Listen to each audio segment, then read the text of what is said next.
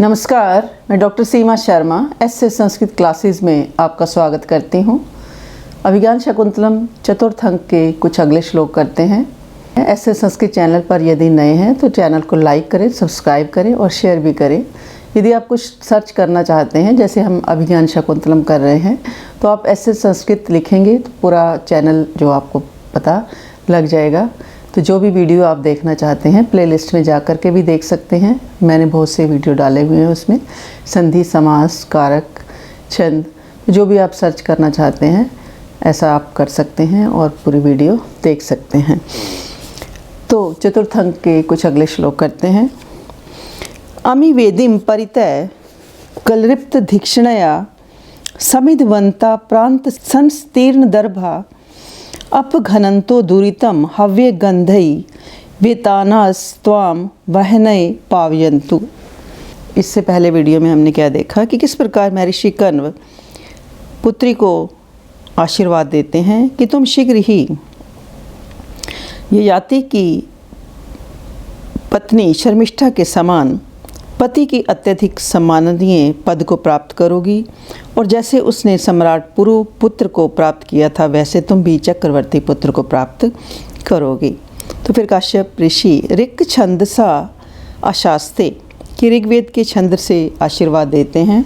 तो क्या कहते हैं, अमि वेदिम परितय कलृप्त दीक्षणया समिधवंतः कि ये वेदी के चारों ओर बनाए गए स्थानों वाली, इस प्रकार स्थापित की गई समिधवंता समिधाओं से युक्त, प्रांत संस्तीर्ण दर्भा हव्य गंधे दुरितम तथा किनारों पर बिछे कुशा के घास वाली हवि की सुगंधियों से मानो अपघनंतः वेताना विघ्नों को नष्ट करती हुई यज्ञ की अग्नियां तुम्हें पवित्र करें। यानी महर्षि कण्व ने आश्रम में अभी मानो यज्ञ संपन्न किया है। यज्ञ वेदी के चारों ओर समिधाएं रखी गई हैं, कुशा घास बिछी हुई है, चारों ओर यज्ञ की सुगंध फैल रही है। यज्ञ अग्नि की ओर संकेत करते हुए कण्व शकुंतला को आशीर्वाद देते हैं कि यज्ञ की अग्नियां तुम्हारे जीवन से दुख दरिद्रता का निवारण करें और तुम्हें सुख समृद्धि प्रदान करें। तो काश्यप फिर क्या कहते हैं, पुत्री प्रतिष्ठस्व इदानीम कि अब तुम प्रस्थान करो। इस प्रकार देखते हुए क्वते शारंग्रव मिश्रा की शारंग्रव आदि कहाँ पर हैं। फिर एक साथ प्रवेश करते हुए तीनों भगवन इमे वयम की हम सब यहाँ पर उपस्थित हैं। काश्यप शारंग्रव भगिन्यास्ते मार्गम आदेश्य कि अपनी बहन को रास्ता दिखाओ। शारंग्रव इता इतो भवती कि आप इधर से आइए ऐसा कहते हुए घूमते हैं। फिर काश्यप भो भो सन्निहित देवता तपोवन तरवः कि अरे देवताओं से अधिष्ठित तपोवन के वृक्षों पातुम न प्रथमं वैस्यति जलम युष्मासु अपितेषु या न दत्ते प्रिय मंडना अपि भक्ताम स्नेहेन या पल्लवम आद्य वै कुसुम प्रवृत्ति समय यस्या भवति उत्सवः स एयं याति शकुंतला पतिगृहम सर्वै अनुज्ञायताम। तो यहाँ पर काश्यप ऋषि संबोधित करते हुए तपोवन के वृक्षों को संबोधित करते हुए क्या कहते हैं कि यह युष्मासु अपितेषु प्रथमम जलम पातुम न व्यवस्यति कि जो शकुंतला तुम्हारे जल ना पीने पर पहले जल पीने का प्रयत्न नहीं करती थी। भवताम स्नेहन या प्रिय मंडना अपि पल्लवम न आधत्ते और आभूषणों के प्रिय होते हुए भी जो स्नेह के कारण आपके पल्लव को नहीं तोड़ा करती थी। यानी वृक्षों के प्रति शकुंतला का इतना अधिक स्नेह था कि वो अत्यधिक स्नेह होने के कारण तुम्हारे पत्तों को नहीं तोड़ा करती थी। आद्य कुसुम प्रवृत्ति समय यस्या उत्सव भवति और तुम्हारे पहले पहले पुष्पों की उत्पत्ति के अवसर पर जिसका उत्सव होता था। सा इयं शकुंतला पतिगृहम याति सर्वै अनुज्ञायताम। तो इस प्रकार की शकुंतला जो है पति के घर जा रही है, तो आप लोग इसे जाने की अनुमति प्रदान करें। तो महर्षि कण्व जो वृक्ष हैं, तपोवन के वृक्ष हैं, उनको किस प्रकार संबोधित करते हुए कहते हैं। तो ये पूरा श्लोक भी पेपर के लिए इम्पॉर्टेंट है, और जो इसकी अंतिम पंक्ति है वो अक्सर पेपर में व्याख्या के लिए पूछी जाती है। महर्षि कर्ण वृक्षों से क्या कहते हैं कि ये शकुंतला को पति के घर जाने की आज्ञा दें, क्योंकि सभी वृक्ष शकुंतला के भाई बंधु हैं जिनसे शकुंतला बहुत अधिक स्नेह करती है। वे प्रातःकाल पहले वृक्षों को सींचती है, उसके बाद ही स्वयं जल को ग्रहण करती है तथा आभूषण प्रिय होते हुए भी अपने श्रृंगार के लिए किसी भी फूल पत्ते आदि को नहीं तोड़ती है। और जब उन पर पहली बार फूल आते हैं तो मानो शकुंतला के लिए एक बहुत बड़ा विशाल उत्सव होता है। तो इस प्रकार की शकुंतला क्या है, पति के घर जा रही है। अतः हे तपोवन के वृक्षों, तुम इस शकुंतला को आज्ञा प्रदान करो। इस श्लोक में शार्दूल विक्रीडित छंद है और समासोक्ति अलंकार है। तो शार्दूल विक्रीडित छंद 19 वर्णों का समृद्ध है। इसमें 12 और 7 वर्णों के अनंतर यति होती है। इसका लक्षण है सूर्य अश्वई मत्स्य जस ततः स गुरवा शार्दूल विक्रीडितम। तो इस श्लोक में समासोक्ति अलंकार है। अचेतन वृक्षों में मानवीय व्यवहार का आरोप होने से यहाँ समासोक्ति अलंकार है। समासोक्ति का लक्षण मम्मट के अनुसार प्रोक्ति भेदकई श्लिष्टई समासोक्ति, कि श्लिष्ट भेदकों से अर्थात विशेषणों से अप्रस्तुत का प्रतिपादन समासोक्ति कहलाता है।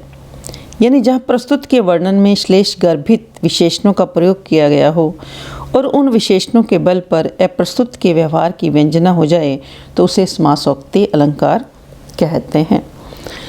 तो शारंग्रव कोकिल रवम सुचित्वा, कि कोयल के शब्द को सुनकर के अनुमत गमना शकुंतला तरु भी इयम वनवास बंधु भी परभृत विरुतम कलम यदा प्रतिवचनी कृतम एभीरी दृश्यम। तो शारंग्रव क्या कहते हैं, वनवास बंधु भी तरु भी इयम शकुंतला, कि वन में साथ रहने से बंधु भी बंधु बने हुए तरु भी इन वृक्षों के द्वारा इयम शकुंतला अनुमत गमना, मानो इस शकुंतला को जाने की अनुमति प्रदान कर दी गई है, क्योंकि ये भी कलम परभृत विरुतम। इस प्रकार इन वृक्षों के द्वारा कोयल की अस्पष्ट एवं मधुर ध्वनि को इस प्रकार प्रति उत्तर बनाया गया है। शारंग्रव के कहने का अभिप्राय ये है कि महर्षि कर्ण द्वारा वृक्षों को शकुंतला को जाने की अनुमति के साथ साथ कोयल की जो उसकी कुह कुह की ध्वनि है उस ध्वनि के द्वारा भी मानो उसको जाने की अनुमति प्रदान कर दी गई है। यानी पेड़ पौधों के साथ पशु पक्षियों के द्वारा भी क्या है, शकुंतला को जाने की अनुमति प्रदान कर दी गई है। रम्यांतर कमलनी हरितई सरोभी छाया द्रुमयी नैमित अर्क मयुक ताप है भूयात कुशेशय रजो मृदु रेणु रस्या शांत अनुकूल पवनश्च शिवश्च पंथः। ये भी श्लोक इम्पॉर्टेंट है पेपर के लिए भी। तो रम्यांतर कमलनी हरितई, कि मानो इस प्रकार शकुंतला का जो मार्ग है अस्या पंथा कमलनी हरितई, किस शकुंतला का मार्ग कमलनियों से हरे भरे सरोभी रम्यांतर सरोवरों से रमणीय मध्य भाग वाला छाया द्रुमयी व छायादार वृक्षों से नियमित अर्कमयुक ताप है, रुके हुए सूर्य की किरणों की धूप वाला कुशेशय रजो मृदु रेणु कमलों के पराग के समान कोमल शांत अनुकूल पवनः च शिव च भूयात, किस प्रकार शांति और अनुकूल पवन वाला एवं मंगलमय हो। यानी महाकवि कालिदास आकाशवाणी के माध्यम से भी शकुंतला को आशीर्वाद यहाँ पर दिलवाते हैं कि शकुंतला की यात्रा सब दृष्टि से मंगलकारी हो। मार्ग में जो कमल से युक्त सरोवर हैं, धूप को रोकने वाले छायादार वृक्ष हैं, धूल कमलों के पराग से कोमल हो और वायु शीतल मंद सुगंधमय हो। यानी चारों तरफ रास्ते का जो मार्ग है वो शकुंतला के लिए क्या हो, कल्याणकारी हो, उसके लिए मंगलकारी हो और अनुकूल पवन वाला और मंगलकारी को देने वाला हो। तो इस श्लोक में भी हमारा वसंत तिल का छंद है। उक्ता वसंत तिल का तबजा जगोगा, इसका ये लक्षण है। तो सर्वे सविस्मयम अकर्णयन्ति, गौतमी क्या कहती है, पुत्री ज्ञाति जन स्निग्धा भी अभ्य अनुज्ञात गमनासी तपोवन देवता भी तत्प्रणम भगवती, कि बंधुजनों के समान इस प्रकार स्नेह करने वाले तपोवन के देवताओं ने भी तुम्हें जाने की अनुमति दे दी है, अतः इन देवताओं को प्रणाम करो। शकुंतला वैसा करती हुई घूमकर हला प्रियमदा सखी प्रियमदा आर्यपुत्र दर्शन उत्सुकाया अपि आश्रम पदम परित्यजन्तया दुख दुखेन में चरणों पुरतः प्रवर्तेते। आर्यपुत्र के दर्शन के लिए उत्सुक होती हुई भी आश्रम प्रदेश को इस प्रकार छोड़ती हुई मेरे जो पैर हैं बड़ी कठिनता से आगे की ओर बढ़ रहे हैं। फिर प्रियमदा न केवलं तपोवन विरह कातरा सख्येव त्वया उपस्थित वियोगस्य तपोवनस्य तावत सम अवस्थां पृक्षस्व कि हे सखी, केवल तू ही तपोवन की वियोग से दुखी नहीं हुई है, तुझसे उपस्थित हुए वियोग वाले तपोवन की भी इस प्रकार की ऐसी स्थिति को अच्छी प्रकार से तुम देखो।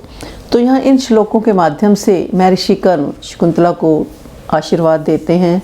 तपोवन के वृक्षों के द्वारा उसे आशीर्वाद दिलवाना चाहते हैं कि चारों तरफ जो यज्ञ की अग्नियाँ हैं वो भी उसे पवित्र करें, और जो पेड़ पौधे आदि हैं वो भी उसे क्या हैं आशीर्वाद प्रदान करें। और इस प्रकार की शकुंतला जो है पति घर जा रही है उसको सब आज्ञा प्रदान करें, तथा मानो वृक्षों के साथ साथ पक्षियों के द्वारा भी, कोयल के द्वारा भी उसे जाने की अनुमति प्रदान कर दी गई है। और रास्ते में उसका जो मार्ग है वो भी कैसा हो, कल्याणकारी हो, पवन मंगलकारी हो, अनुकूल पवन वाला और मंगलकारी हो। तो आज के लिए इतना ही। धन्यवाद। जय हिंद, जय भारत।